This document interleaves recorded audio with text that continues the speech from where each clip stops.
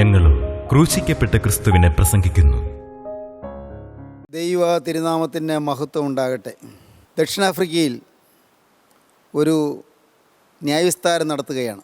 ഒരു നീഗ്രോ വനിത, ഒരു പ്രായമായ സ്ത്രീയാണ്. അവൾ ഒരു വശത്ത് നിൽക്കുന്നു. ഒരു ഉയർന്ന പോലീസ് ഉദ്യോഗസ്ഥൻ നേരെ മറുവശത്ത് നിൽക്കുന്നു. ആ പോലീസ് ഉദ്യോഗസ്ഥൻ എല്ലാം കുറ്റങ്ങൾ ഏറ്റുപറഞ്ഞു. ശരിയാണ്, എൻ്റെ മേലുള്ള ആരോപണങ്ങളെല്ലാം ശരിയാണ്, അദ്ദേഹം പറഞ്ഞു. അദ്ദേഹത്തിൻ്റെ പേര് വാൻഡർ ബ്രോക്ക് എന്നാണ്. വാൻഡർ ബ്രോക്ക്. അദ്ദേഹം സമ്മതിച്ചു, ഈ പറഞ്ഞ ആരോപണങ്ങളെല്ലാം ശരിയാണ്. ആരോപണങ്ങൾ എന്തെല്ലാമാണ്? ഈ നീഗ്രോ വനിതയുടെ ഭവനത്തിലേക്ക് ഒരു ദിവസം ഈ പോലീസ് ഉദ്യോഗസ്ഥൻ വേറെ ചില കീഴുദ്യോഗസ്ഥരുമായി കടന്നു ചെന്നു. നീഗ്രോ വനിതയുടെ ഏക മകനെ വലിച്ചഴച്ചുകൊണ്ട് പോയി. എന്തിനാണാവോ? ആർക്കറിയാം. വെള്ളക്കാരനായ ആ പോലീസ് ഉദ്യോഗസ്ഥൻ ആ നീഗ്രോ വനിതയുടെ മകനെ വലിച്ചഴച്ചുകൊണ്ട് പോയി. അവൾ നോക്കി നിൽക്കെ അവനെ കഠിനമായി അടിച്ചു. പിന്നെ കുത്തി മുറിവേൽപ്പിച്ചു. അവൻ ചോരയിൽ കിടന്ന് പിടഞ്ഞു. അവൻ പിടഞ്ഞ് അവിടെ കിടന്ന് മരിച്ചു. അമ്മ അത് കണ്ടുകൊണ്ട് നിൽക്കുകയാണ്. ആ സ്ത്രീയുടെ കണ്ണിൽ നിന്ന് കണ്ണീർ ധാരധാരയായി ഒഴുകി. പാവം. അവൾ നോക്കി നിൽക്കെ അവൻ്റെ മേൽ പെട്രോൾ ഒഴിച്ച് അവനെ കത്തിച്ചു. ആ ബാലിനെ കത്തിച്ചു. എന്തിനാണ്? ആർക്കറിയാം. ഏതാനും നാളുകൾ കഴിഞ്ഞു. ആ വീട്ടിലേക്ക് വീണ്ടും ഈ പോലീസ് ഉദ്യോഗസ്ഥൻ വന്നു. അവളുടെ ഭർത്താവിനെ വലിച്ചഴിച്ചുകൊണ്ട് പോയി. കൊല്ലും, ഉറപ്പാണ്. പിന്നെ അദ്ദേഹത്തെ കണ്ടില്ല. ഏതാനും നാളുകൾ കഴിഞ്ഞ് അതേ പോലീസ് ഉദ്യോഗസ്ഥൻ വന്നു. ഇവളെ കൊണ്ടുപോയി കാണിച്ചു കൊടുത്തു. ഇത് നിൻ്റെ ഭർത്താവാണ് കിടക്കുന്നത്. ശരിയാണ്, ഭർത്താവാണ്. ഭർത്താവ് കുറച്ച് വിറകടുക്കിയതിൻ്റെ മീതെ കിടക്കുകയാണ്. കൊന്നിട്ടിരിക്കുകയാണ്. അദ്ദേഹത്തെയും ഇതുപോലെ തീ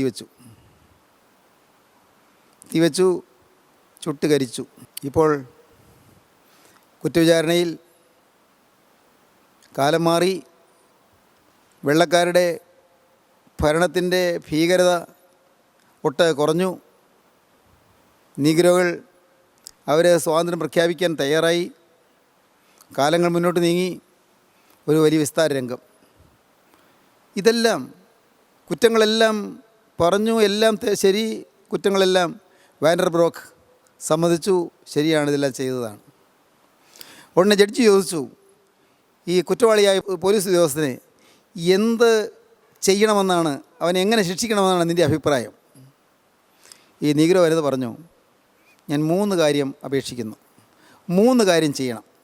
1, എൻ്റെ ഭർത്താവിനെ ചുട്ട് കരിച്ചെടുത്ത് ചെന്ന് ആ അസ്ഥികളും തലയോട്ടിയും മറ്റും അവശേഷിച്ച ഭാഗങ്ങൾ എടുത്തുകൊണ്ടുവന്ന് മാന്യമായി സംസ്കരിക്കാൻ എനിക്ക് ഒരു അനുവാദം തരണം. 2, എനിക്ക് ഏക മകനുണ്ടായിരുന്നു. ആ മകനെയാണ് ഈ വാൻഡർ ബ്രോക്ക് കൊന്നത്. എനിക്കിനി മക്കളില്ല, ഭർത്താവുമില്ല. വാൻഡർ ബ്രോക്ക് എൻ്റെ മകനായിരിക്കണമെന്ന് ഞാൻ ആശിക്കുന്നു. എല്ലാവരും സ്തംഭിച്ചു. എന്തായി പറയുന്നത്? വാൻഡർ ബ്രോക്ക് എനിക്ക് മകനില്ലാത്തതുകൊണ്ട് എൻ്റെ മകനായിരിക്കണമെന്ന് ഞാൻ ആശിക്കുന്നു. എന്നും വേണ്ട, മാസത്തിൽ 2 പ്രാവശ്യം എൻ്റെ വീട്ടിൽ വരണം. ഒരു പ്രാവശ്യം ഒരു ദിവസം അവൻ എൻ്റെ വീട്ടിൽ താമസിക്കണം.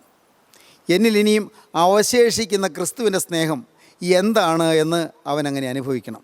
3-ാമത്തെ കാര്യം, ഇപ്പോൾ എന്നെ അനുവദിക്കണം. ഞാൻ അപ്പുറത്തേക്ക് ചെന്ന് വാൻഡർ ബ്രോക്കിൻ്റെ അടുക്കൽ ചെന്ന് അവനെ കെട്ടിപ്പിടിച്ച് ആശ്ലേഷിക്കാൻ എനിക്ക് അനുവാദം തരണം. കാരണം ഞാൻ അവനെ ദ്വേഷിക്കുന്നില്ല. കാരണം എൻ്റെ യേശു എൻ്റെ സകല പാപങ്ങൾ ക്ഷമിച്ച് എനിക്ക് മോചനം തന്നതുപോലെ അവന് ഞാൻ മാപ്പ് കൊടുക്കുന്നു എന്ന് അവനും മറ്റുള്ളവരും അറിയണം. എനിക്ക് അവൻ്റെ അടുക്കൽ ചെന്ന് അവനെ ആശ്ലേഷിക്കാൻ ഒരനുമതി തരണം. എല്ലാവരും സ്തബ്ധരായി നിൽക്കുകയാണ്. വാൻഡർ ബ്രോക്ക് ഏങ്ങലടിച്ച് കരഞ്ഞുകൊണ്ട് ഈ സ്ത്രീ അങ്ങോട്ട് ചെന്നപ്പോഴേക്കും കാൽക്കൽ വീണു. ഏങ്ങലടിച്ച് കരഞ്ഞുകൊണ്ട് ആ പാദത്തിങ്കൽ വീണു. ഉച്ചത്തിൽ പൊട്ടിക്കരഞ്ഞുകൊണ്ട് എനിക്ക് ക്ഷമ തരുവാൻ എങ്ങനെ തോന്നി, എനിക്ക് മാപ്പ് തരുവാൻ എങ്ങനെ തോന്നി? സ്ത്രീ പറഞ്ഞു, യേശുവിൻ്റെ സ്നേഹം, യേശുക്രിസ്തുവിൻ്റെ സ്നേഹം. യേശുക്രിസ്തുവിൻ്റെ സ്നേഹമാണ് എന്നെ പ്രചോദിപ്പിച്ചത്. യേശുക്രിസ്തുവിൻ്റെ സ്നേഹമാണ് എന്നെ പ്രേരിപ്പിച്ചത്. അവൾ പറഞ്ഞു. ആ രംഗം സജീവമായി. ആ രംഗം എല്ലാവരുടെയും കണ്ണ് ഈർണണിയാൻ കാരണമായി തീർന്നു. സഹോദരങ്ങളെ, അടിക്കടി ആപത്തുകൾ വന്നൊരു കുടുംബം. ഇതുപോലെ ആയിരിക്കില്ല അടിക്കടി ദുരിതങ്ങൾ വന്നവർ ചിലരെങ്കിലും ഇവിടെ ഇരിക്കുന്നുണ്ട്. അടിക്കടി ദുരിതങ്ങൾ വന്ന് ജീവിതം യാതനാഭരിതമായി വലഞ്ഞു പോയവർ, അകാരണമായി ഉപദ്രവിക്കപ്പെട്ടവർ, അകാരണമായി പീഡിപ്പിക്കപ്പെട്ടവർ, ഒരു തെറ്റും ചെയ്യാതെ കുറ്റവാളികളായി വിധിക്കപ്പെട്ടവർ, ഒരു തെറ്റും ചെയ്യാതെ സഭകളിൽ പോലും നിഷേധിക്കപ്പെട്ടവർ, സഭകളിൽ പോലും നിരസിക്കപ്പെട്ടവർ, സഭകളിൽ പോലും ഡിനായി ചെയ്യപ്പെട്ടവർ, അവസരം നിഷേധിക്കപ്പെട്ടവർ, തേജോവധം ചെയ്യപ്പെട്ടവർ, ക്യാരക്ടർ അസാസിനേഷൻ അനുഭവിച്ചവർ. സ്നേഹിതരെ, ഒരു തെറ്റും ചെയ്യാതെ നിരപരാധികൾ കുറ്റവാളികളെപ്പോലെ കണക്കാക്കപ്പെട്ടവർ, ദൈവത്തിന് സ്തോത്രം. അടിക്കടി ദുരിതങ്ങൾ, അടിക്കടി എതിർപ്പുകൾ, അടിക്കടി ആക്രമണങ്ങൾ, അടിക്കടി അത്യാഹിതങ്ങൾ, ദൈവത്തിന് സ്തോത്രം. വ്യക്തിപരമായ അത്യാഹിതങ്ങൾ, സാമൂഹികമായ അത്യാഹിതങ്ങൾ, സഭാപരമായ അത്യാഹിതങ്ങൾ, മതപരമായ അത്യാഹിതങ്ങൾ, വിവിധ രംഗങ്ങളിൽ നിന്നുള്ളതായ ആക്രമണ പരമ്പരകൾ.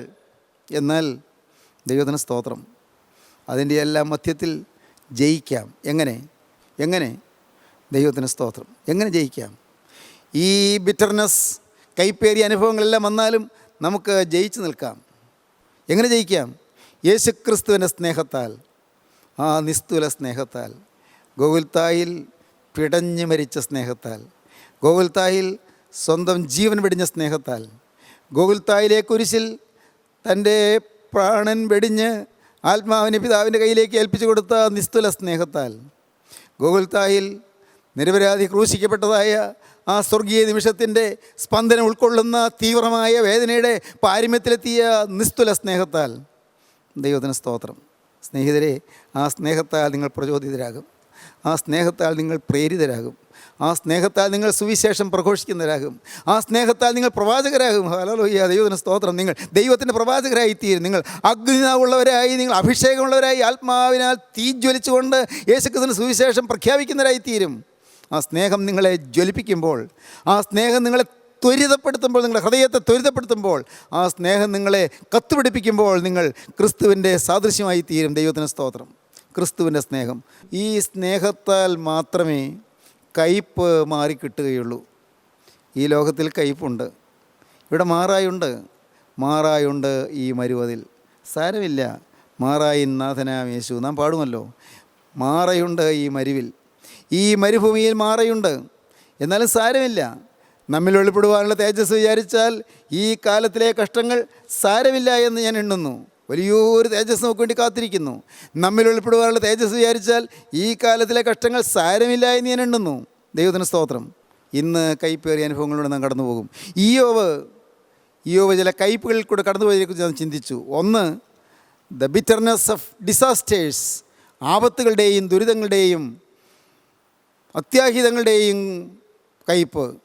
രണ്ട്, ദ ബിറ്റർനെസ് ഓഫ് ഡിസീസസ്, രോഗങ്ങളുടെ കയ്പ്. മൂന്ന്, ബിറ്റർനെസ് ഓഫ് ഡെസ്പയർ, നിരാശയുടെ അനുഭവം.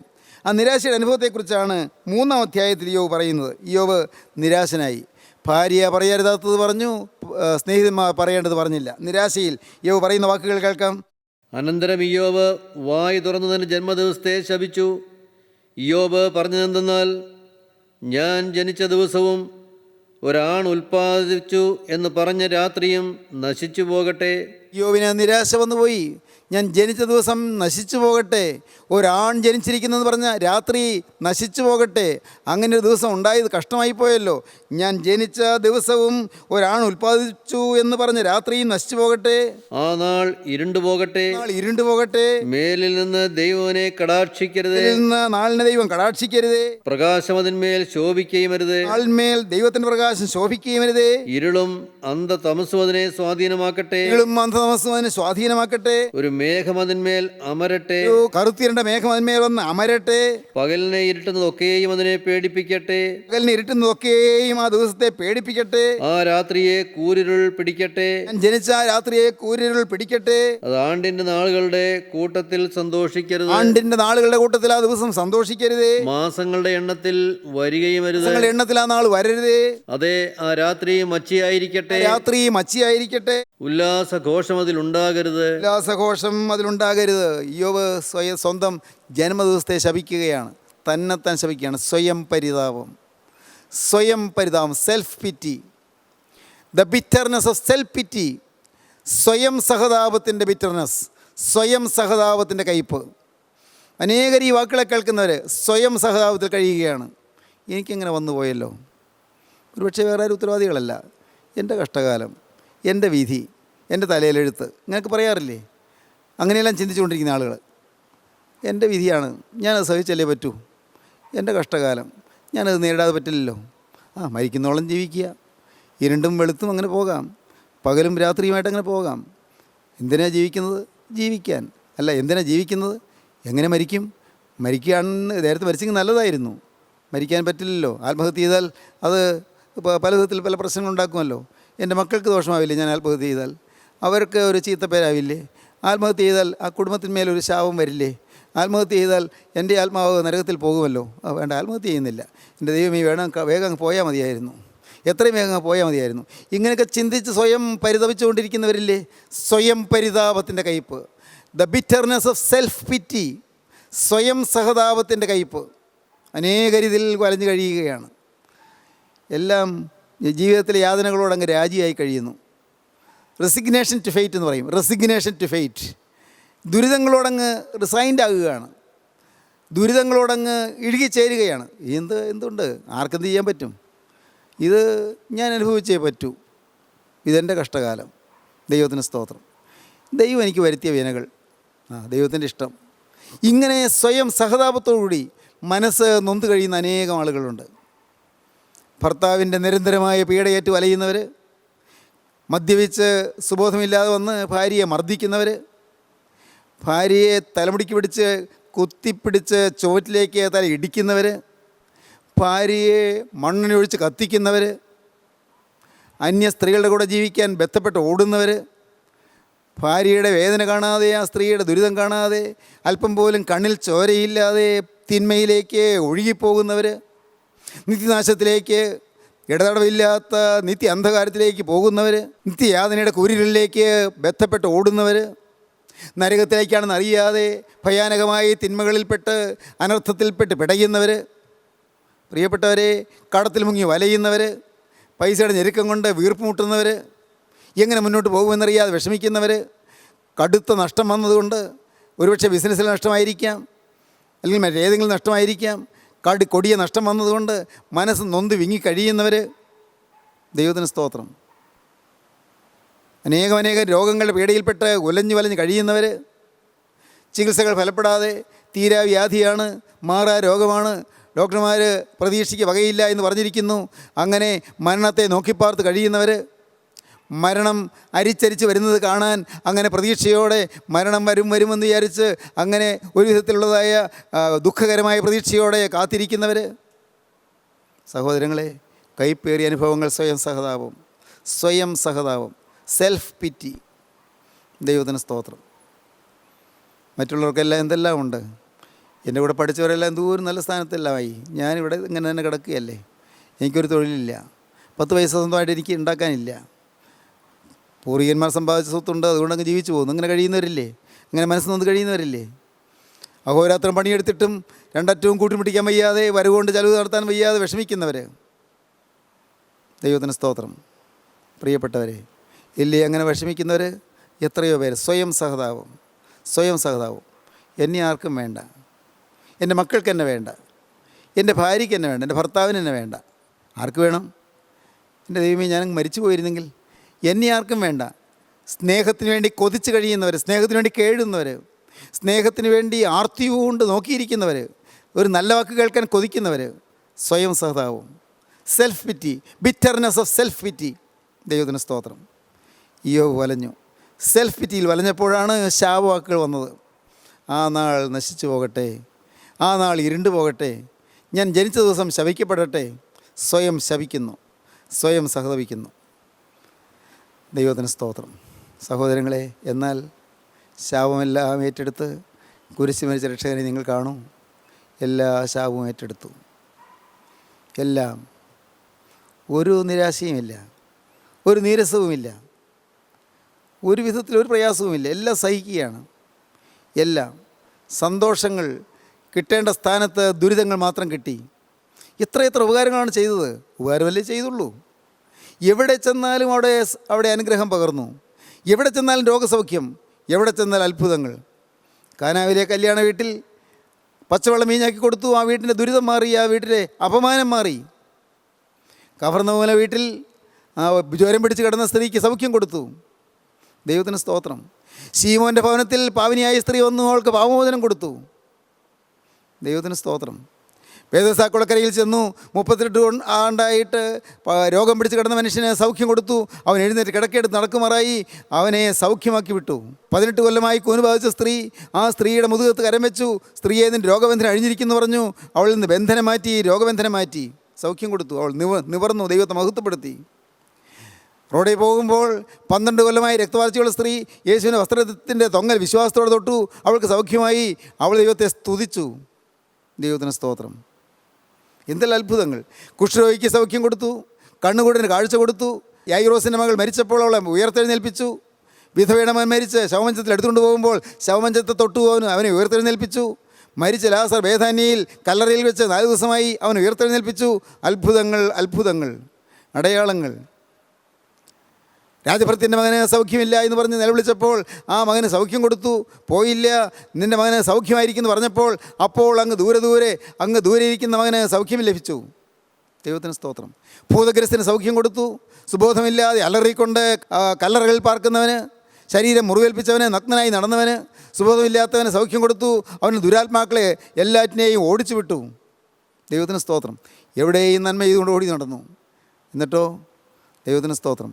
കർത്താവിന് കിട്ടിയത് കയ്പ് കാടി, കർത്താവിന് കിട്ടിയത് ക്രൂശ് മരണം, യേശുക്രിസ്തുവിന് കിട്ടിയത് ക്രൂശിലെ കഠിനമായ പീഡ. വിസ്താരംഗത്ത് ആക്ഷേപിക്കപ്പെട്ടു. പീലാത്തോസിൻ്റെ അരമനയിൽ 3 പ്രാവശ്യം വിസ്തരിച്ചു. പീലാത്തോസിൻ്റെ കോടതിയിൽ 3 പ്രാവശ്യം, ഹന്നാവിൻ്റെ കോടതിയിൽ 1 പ്രാവശ്യം, കയ്യാഫാവിൻ്റെ കോടതിയിൽ ഒരു പ്രാവശ്യം, ഹേരോദാവിൻ്റെ കോടതിയിൽ 1 പ്രാവശ്യം. എത്ര വിസ്താരങ്ങൾ! എല്ലാം വിസ്തരിക്കുന്നത് കുറ്റമുണ്ടോ എന്ന് നോക്കാനല്ല, നേരെ മറിച്ച് കുറ്റമുണ്ടെന്ന് സ്ഥാപിക്കാനാണ്. വിധി നിർണ്ണയിച്ചു കഴിഞ്ഞു, കുരിശുമേൽ തൂക്കണമെന്നുള്ള തീരുമാനം എടുത്തു കഴിഞ്ഞു. അതിന് അല്ലെങ്കിൽ തെളിവുണ്ടോ എന്ന് നോക്കുകയാണ്. അവസാനം തെളിവൊന്നും കിട്ടാതെ പീലാത്തോസ് പറഞ്ഞു, 3 പ്രാവശ്യവും പറഞ്ഞു, ഇവനിൽ ഞാൻ ഒരു കുറ്റവും കാണുന്നില്ല, നിങ്ങൾ കൊണ്ടുപോയി ക്രൂശിപ്പീൻ. ഇവനിൽ ഞാനൊരു കുറ്റവും കാണുന്നില്ല, നിങ്ങൾ കൊണ്ടുപോയി ക്രൂശിപ്പീൻ. എന്നിട്ടും സെൽഫ് പിറ്റി വന്നോ? ഇല്ല. എന്നോട് എന്തെങ്ങനെ ചെയ്തതെന്ന് ചോദ്യമില്ല. ദൈവത്തിന് സ്തോത്രം. ഒരു പരാതിയുമില്ല, ഒരു പരിഭവവുമില്ല, ഒരു വിദ്വേഷവുമില്ല, ആരോടും പകയില്ല. ദൈവത്തിന് സ്തോത്രം. പിതാവേ, ഇവർ ചെയ്യുന്നതിൻ്റെത് എന്ന് ഇവരറിയാൽ ഇവരോട് ക്ഷമിക്കണമേ എന്ന് പറഞ്ഞ് കരഞ്ഞുകൊണ്ട് കുരിശിന്മേൽ കിടന്നു. എൻ്റെ ദൈവമേ, ഇതെല്ലാം പറയാൻ എളുപ്പമാണല്ലോ. ആ ഭാവം നമുക്ക് സ്വാംശീകരിപ്പാൻ, യേശുക്രിസ്തുവിൻ്റെ ഭാവം നമുക്ക് സ്വന്തമാക്കാൻ നിസ്സാരമാണോ? അതല്ലേ ക്രിസ്തീയ ജീവിതം. തന്നെ ഉപദ്രവിക്കുന്നവർക്ക് വേണ്ടി പ്രാർത്ഥിക്കാൻ, അവരുടെ ആത്യന്തിക നന്മ ആഗ്രഹിക്കുന്നു എന്ന് പറയുന്നത് നിസ്സാര കാര്യമല്ല. അവർക്ക് നന്മ വരണമെന്ന് ആഗ്രഹിക്കുക, നമ്മെ ഉപദ്രവിക്കുന്നവർക്ക് നല്ലത് വരണമെന്ന് ആഗ്രഹിക്കുക, അവർക്ക് ദോഷം വരരുത് എന്ന് ആഗ്രഹിക്കുക, അവർക്ക് ദോഷം വരുമ്പോൾ നമ്മുടെ ഹൃദയം പെടയുക. ദൈവത്തിന് സ്തോത്രം. അതത്രേ ക്രിസ്തുവിൻ്റെ മനസ്സ്, അതാണ് ക്രിസ്തുവിൻ്റെ മനോഭാവം. നാമോ ക്രിസ്തുവിൻ്റെ മനസ്സുള്ളവരാകുന്നു എന്ന് അപ്പോസ്തലൻ പറഞ്ഞു. നാമോ ക്രിസ്തുവിൻ്റെ മനസ്സുള്ളവരാകുന്നു. എൻ്റെ സ്നേഹിതരെ, നിങ്ങൾ ഈ വാക്കുകളെ കേൾക്കുമ്പോൾ നിങ്ങൾക്ക് ചില തീരുമാനങ്ങൾ എടുക്കാം. കർത്താവേ, ഇത്രയും കാലം ക്രിസ്തുവിനെ ഞാൻ സേവിച്ചു എന്നാണ് ഞാൻ വിചാരിച്ചത്. ഇത്രയും കാലം കർത്താവേ, ഞാൻ നിന്നെ സ്നേഹിച്ചു എന്നാണ് ഞാൻ ധരിച്ചത്. ഇത്രയും കാലം നിൻ്റെ വേല ചെയ്തെന്നാണ് ഞാൻ ധരിച്ചത്. ഞാൻ നമസ്കാരം ചൊല്ലി, ഞാൻ പ്രാർത്ഥനകൾ ചൊല്ലി, ഞാൻ പള്ളിയിൽ പോയി, ഞാൻ ആരാധനകൾ പങ്കെടുത്തു, ഞാൻ പല നല്ല കാര്യങ്ങൾ ചെയ്തു. പക്ഷേ കർത്താവ്, ഇപ്പോൾ എനിക്ക് മനസ്സിലാകുന്നു, എൻ്റെ ഹൃദയം വിദ്വേഷം നിറഞ്ഞതാണ്. എൻ്റെ ഹൃദയത്തിൽ പകയുണ്ട്. പ്രവൃത്തിയിലേക്ക് വന്നില്ലെങ്കിലും എൻ്റെ ഹൃദയത്തിൽ മുഷിച്ചിലുണ്ട്, എൻ്റെ ഹൃദയത്തിൽ പരിഭവമുണ്ട്, എൻ്റെ ഹൃദയത്തിൽ നിരാശയുണ്ട്, എൻ്റെ ഹൃദയത്തിൽ സെൽഫ് പിറ്റി, സ്വയം സഹതാപമുണ്ട്. കർത്താവേ, എൻ്റെ ഹൃദയത്തിൽ സ്വയം പരിതാപമുണ്ട്, എൻ്റെ ഹൃദയത്തിൽ തിന്മയുണ്ട്, എൻ്റെ ഹൃദയത്തിൽ ചിലരോട് നല്ല ഈർഷ്യയുണ്ട്, ചിലരോട് നല്ല വൈരാഗ്യമുണ്ട്. എൻ്റെ കർത്താവേ, പ്രതികാര ചിന്തയുണ്ട്. എന്നാൽ എനിക്ക് കഴിവില്ലാത്തതുകൊണ്ട് ഞാൻ പ്രതികാരം ചെയ്തില്ലെന്നേ ഉള്ളൂ. എങ്കിലും ദൈവം എന്നോട് ചോദിക്കുമെന്നെങ്കിലും ഞാൻ പറഞ്ഞു പോയിട്ടുണ്ട്. ദൈവം പ്രതികാരം ചെയ്യുമെന്ന് ഞാൻ പറഞ്ഞു പോയിട്ടുണ്ട്. അതെൻ്റെ പ്രതികാര ചിന്ത കൊണ്ടാണ് ഞാൻ പറഞ്ഞത്. കർത്താവേ, ഇതെല്ലാം നോക്കുമ്പോൾ നിൻ്റെ ഹൃദയത്തിൽ ഞാൻ ദൂരെ നിൽക്കുന്നു, നിൻ്റെ മനസ്സിൽ ഞാൻ ദൂരെ നിൽക്കുന്നു. നിൻ്റെ മനോഭാവം എനിക്ക് ലഭിച്ചിട്ടില്ല. ഞാനിപ്പോൾ വിനയപ്പെടുന്നു. എന്നോട് നീ മനസ്സലിയണമേ. എൻ്റെ മേൽ തൃക്കരം നീട്ടി എൻ്റെ മേൽ നിൻ്റെ കരം വെച്ച് എന്നെ തലോടണമേ. എനിക്ക് നിൻ്റെ മനസ്സ് തരണമേ, എനിക്ക് നിൻ്റെ ഹൃദയം തരണമേ, എനിക്ക് നിൻ്റെ മനോഭാവം തരണമേ, എനിക്ക് നിൻ്റെ ഹൃദയം, നിൻ്റെ സ്വഭാവം തരണമേ. നാഥാ, എനിക്ക് യേശുവേ നിൻ്റെ ഛായ തരണമേ. ക്രൂസിൽ മരിച്ച രക്ഷക, എനിക്ക് നിൻ്റെ ഛായ തരണമേ. യേശുവിൻ്റെ മനസ്സുള്ളവനാകാൻ, യേശുവിൻ്റെ മനസ്സുള്ളവളാകാൻ എനിക്ക് നീ ഭാഗ്യം തരണമേ. എൻ്റെ സ്നേഹിതരെ, നിങ്ങൾ പ്രാർത്ഥിക്കൂ. യേശുവിൻ്റെ കരങ്ങളിലേക്ക് നിങ്ങൾ കൊടുക്കൂ. യേശുവിനോട് നിങ്ങൾ വാക്ക് പറയൂ. യേശുവിനെ നിൻ്റെ ഹൃദയം തുറന്നു കൊടുത്തുകൊണ്ട് മകനെ ഇന്ന് ഇപ്പോൾ തന്നെ നിൻ്റെ സ്വയം സഹതാപത്തോട് യാത്ര പറയൂ. ഞാനൊരു ഭാഗ്യവാനാണെന്ന് നിനക്ക് മനസ്സിലാകട്ടെ. ഞാൻ യേശുവിൻ്റെ വകയാണെന്ന് നിനക്ക് മനസ്സിലാകട്ടെ. ഞാൻ യേശുവിൻ്റെ ഭാവം പ്രാപിച്ചിരിക്കുകയാണെന്ന് മനസ്സിലാകട്ടെ. ഞാൻ യേശുവിൻ്റെ വകയാണ്. എനിക്ക് വരുന്നതായ വിമർശനങ്ങളും നിരൂപണങ്ങളും എതിർപ്പുകളും പോരാട്ടങ്ങളും അനേകരെ എന്നെ തെറ്റിദ്ധരിക്കുന്നതെല്ലാം എൻ്റെ തൊപ്പിയിലെ തൂവലുകളായി ഞാൻ സ്വീകരിക്കുന്ന കർത്താവേ, നന്മയ്ക്കുള്ളതായ അനുഗ്രഹത്തിൻ്റെ ആ സവിശേഷമായ അടയാളങ്ങളായി ഞാൻ അംഗീകരിക്കുന്ന കർത്താവേ എന്ന് സമർപ്പിച്ചുകൊണ്ട് നമുക്ക് നമ്മെ തന്നെ ക്രൂശിൻ ചുവട്ടിലേക്ക് അർപ്പണം ചെയ്യാം. നമുക്ക് പ്രാർത്ഥിക്കാം. കർത്താവേ, ഈ മനോഹരമായ സമയത്തിനായി ഞങ്ങൾ നിന്നെ സ്തുതിക്കുന്നു. അവിടുത്തെ ജീവദായകമായ തിരുവഴികൾക്കായി ഞങ്ങൾ നിന്നെ സ്തുതിക്കുന്നു. അവിടെ തിരുസാന്നിധ്യത്തിനായി ഞങ്ങൾ നിന്നെ സ്തുതിക്കുന്നു. എല്ലാവരെയും തുടരണമേ. സ്വയം സഹതാപത്തിൽ നിരാശയുടെ ആന്ത്യത്തിൽ മയങ്ങിയിരിക്കുന്നവർ ഉണർത്തണമേ, അവരെ അനുഗ്രഹിക്കണമേ, അവർ എല്ലാ നന്മകളാൽ നിറയ്ക്കണമേ, സമാധാനം കൊടുക്കണമേ, സന്തോഷം കൊടുക്കണമേ, പ്രത്യാശ കൊടുക്കണമേ, യേശുള്ളതായ പ്രത്യാശ കൊണ്ട് നിറയുവാനിടയാക്കണമേ. അവിടുത്തെ രണ്ടാമത്തവരിന് വേണ്ടി ഒരുക്കണമേ, എല്ലാവരെയും നന്മകളാൽ അലങ്കരിക്കണമേ. യേശു ക്രിസ്തുവിൻ്റെ പരിശുദ്ധമായ നാമത്തിൽ തന്നെ ആമീൻ. ഹല്ലേലൂയ.